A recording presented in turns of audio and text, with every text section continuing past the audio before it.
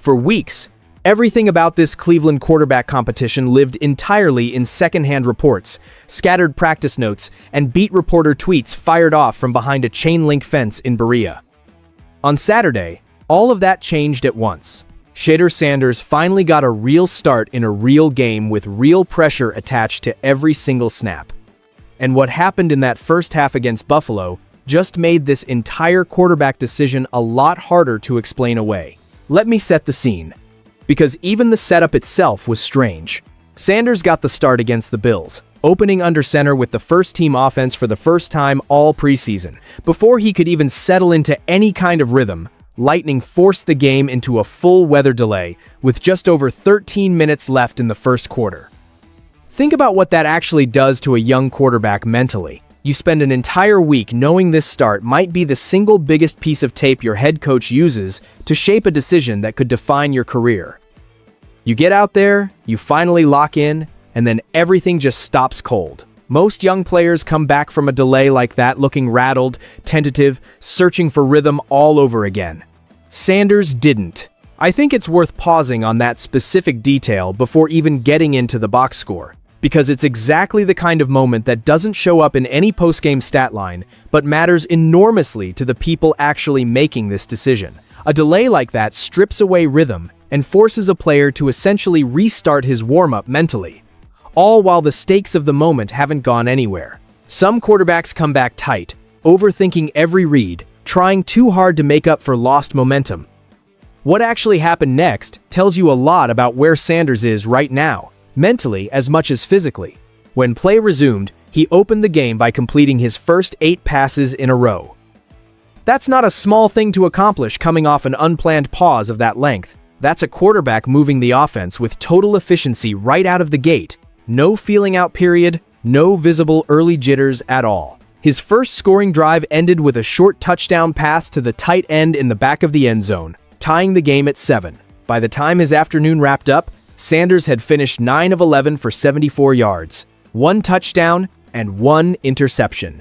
Here's where this actually gets interesting, because the raw numbers only tell you a fraction of the story. 74 yards isn't a massive total. Nobody needs to pretend otherwise, but the way Sanders got there matters just as much as the total itself. He stepped up into pressure, instead of drifting backward away from it. He took the short completions Buffalo's defense was willing to give him, but he also showed real patience letting deeper routes develop downfield instead of bailing at the first sign of trouble in the pocket. That's exactly the kind of pocket discipline that's been questioned about him all offseason long, and for one half of football, he answered it directly. Now let's talk about the interception, because it's going to get replayed constantly over the next few days, and it deserves real context instead of a knee-jerk reaction. The pass actually reached the target's hands before turning into a turnover. That's a meaningfully different play than a quarterback panicking under pressure and firing the ball straight into coverage without a plan. You can debate the ball placement. You can debate whether a different route concept or a different read might have avoided the whole situation entirely.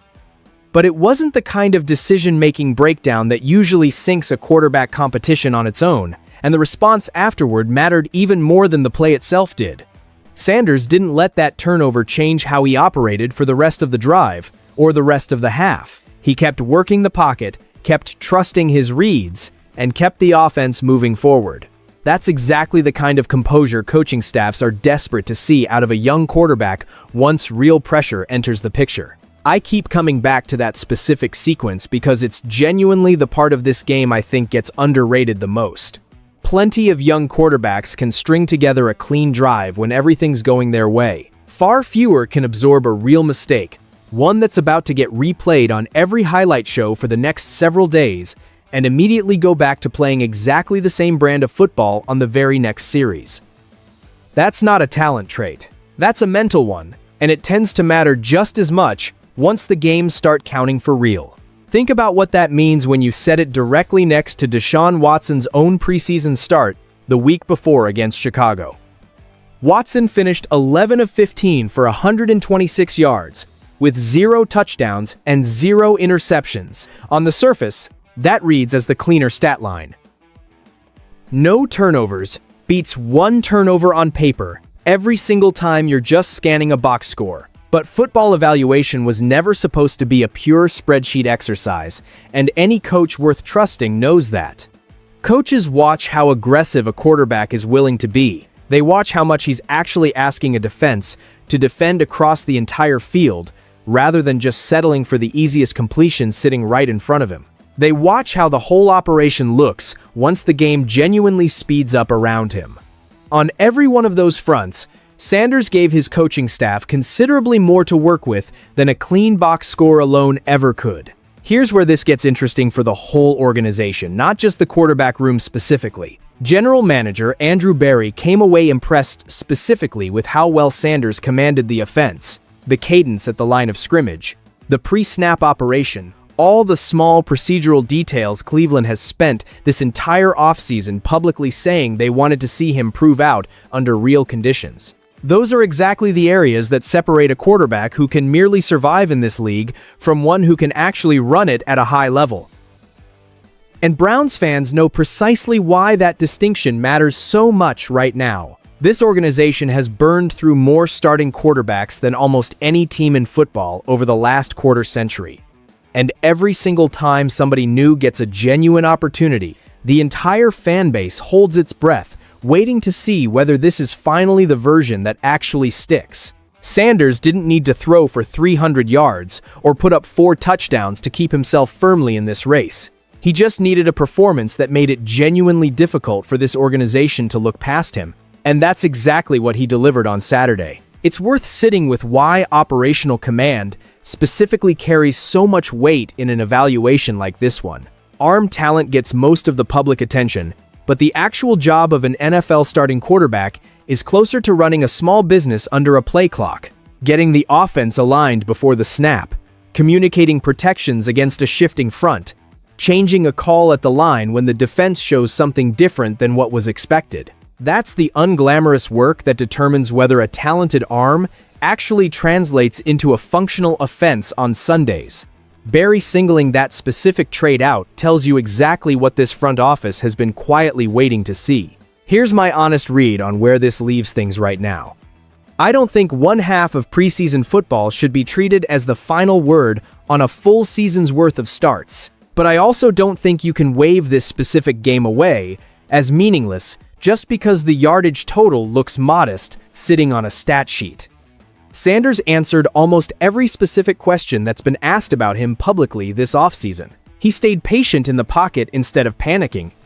He let the offense actually function without needing everything simplified around him artificially. He recovered from a turnover instead of letting it snowball into a lost half. Those are the exact traits that eventually get a young quarterback trusted with a full 16-game workload, not just another forgettable training camp rep buried in a highlight reel. What happens from here matters considerably more than the box score from Saturday ever will. Watson has already had his moment under center in a real preseason setting. Sanders has now had his. Both quarterbacks have genuine tape in front of this coaching staff that goes well beyond scripted practice reps and constantly rotating personnel. That means this organization is running out of runway to keep this entire decision floating without a real answer attached to it. Whatever direction Todd Monken ultimately goes, he's going to have to explain that decision against the backdrop of exactly what we all just watched happen on that field. And for a fan base that's waited years for a quarterback competition to actually feel meaningful instead of already quietly decided behind closed doors, that alone is worth paying close attention to. Let's put both preseason starts side by side one more time, because the contrast matters more than either individual box score does in isolation. Watson's outing against Chicago was clean, but genuinely conservative. 11 completions on 15 attempts. No explosive plays generated, no real stress placed on the opposing defense at any point in that half. Sanders' outing against Buffalo was messier in one specific isolated way, the turnover, but far more dynamic in almost every other respect that actually matters. An opening drive that ended in a touchdown, a string of 8 straight completions to open the game right after a weather delay, and multiple throws that required real trust in tight coverage windows rather than simply taking the safest option available on every snap. Coaching staffs spend an entire offseason trying to build exactly that kind of aggressive rhythm into a young quarterback's game.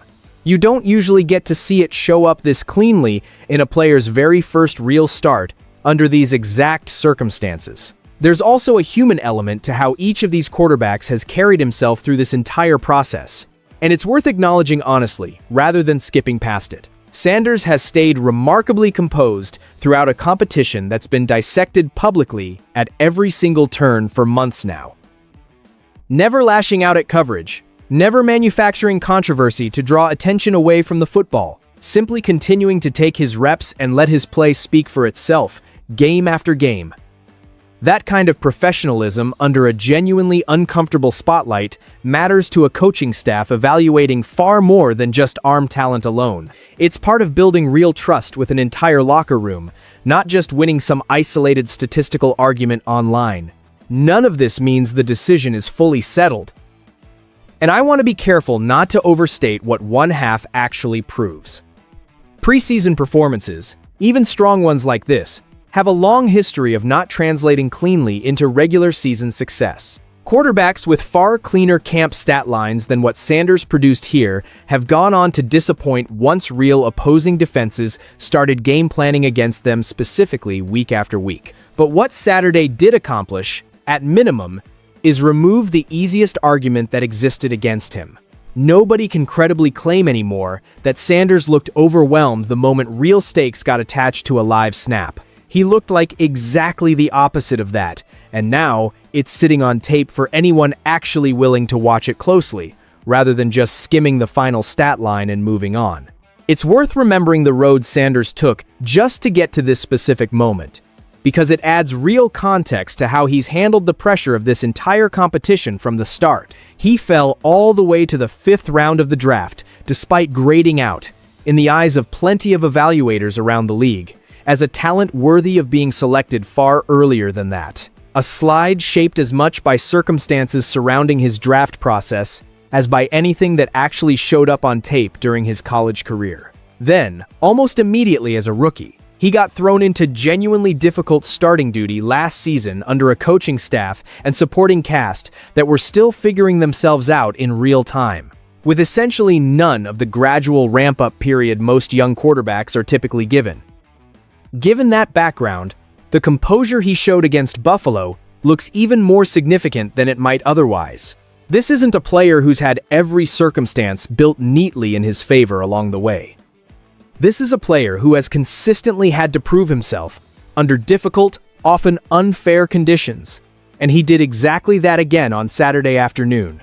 There's also a stylistic element worth understanding about what actually makes Sanders effective, because it's not built around overwhelming physical tools in the first place. He doesn't have an especially strong arm by modern NFL standards, and nobody's pretending otherwise. What he does have is real anticipation and genuine pocket feel, an ability to sense pressure developing and manipulate defenders with his eyes before the ball ever even leaves his hand. Those are exactly the kinds of traits that tend to age well over a long career, far less dependent on pure physical dominance, and much more dependent on processing speed and consistently sound decision-making.